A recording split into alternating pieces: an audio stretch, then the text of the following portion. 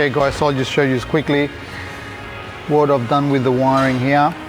So as I mentioned before, we use this for our fuel pump relay, as you can see there.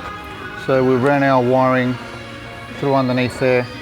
We've added a separate plug just to keep it neat if it needs to come off. We've got our sections here. We've got one for this one here, which is our coolant temp sensor there for the dash.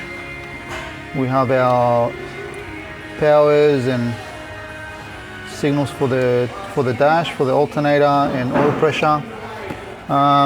This thing, conveniently, the factory B30 fuse box, it's got the exact same clip-on, I don't know what you will call it, but just the little sections there where these E46 relays can clip straight on there. So it just keeps it nice and neat. And what else can I show you guys here? Oh, also there's the E46 starter motor. It doesn't have the unloaded relay terminal on this. Okay, so very important to know this. There's a black with a green trace wire in here. You must ground that wire, which I've done here. I know that this is plastic, but that's screwed onto steel, so it does ground through the screw there. Okay, so very important to ground that wire. That turns on the relays that power up all your accessories inside the cabin. So if you forget to do that, then your AC controls and switches, I think your stereo, none of that will turn on. So power for the cigarette lighter as well, that won't work. So very important to find that black with green trace wire, and you got to ground it. If you do like a M54 swap, the M54 starter motors have the unloaded relay terminal on the starter, so then you can hook up that wire onto the starter motor and then everything will work as normal.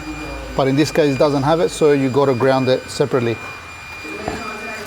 What else can I show you guys here? I think that's it. Well, I didn't show you guys there's the oil cooler lines done, oil cooler sitting down the bottom. Okay guys, so here we have our fan controller module.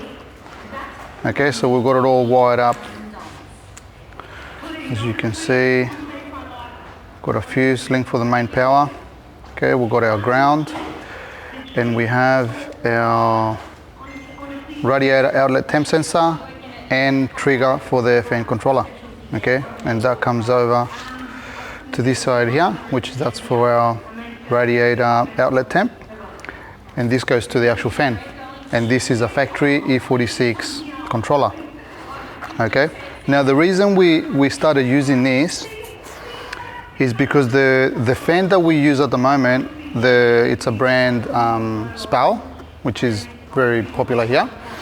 It's a very powerful fan, and although it only runs at about 15 amps, the initial start spikes over 40. Okay, so if you use it as a switch, as soon as it turns on, it spikes over 40 amps to try and get the fan to kick over. Okay, so and that was giving us a problem of blowing the fuses. Now we could try and fix that by putting a larger fuse, but then it defeats the purpose of having the fuse there, because the wiring, it's only rated for 20 amps or so. So you're fixing one problem, but then you might create another one if you actually get a short. So with the fan controller, the way this works, for those that don't know, the computer switches it on. In this case, it's this green wire that I've added here. This goes to the DME.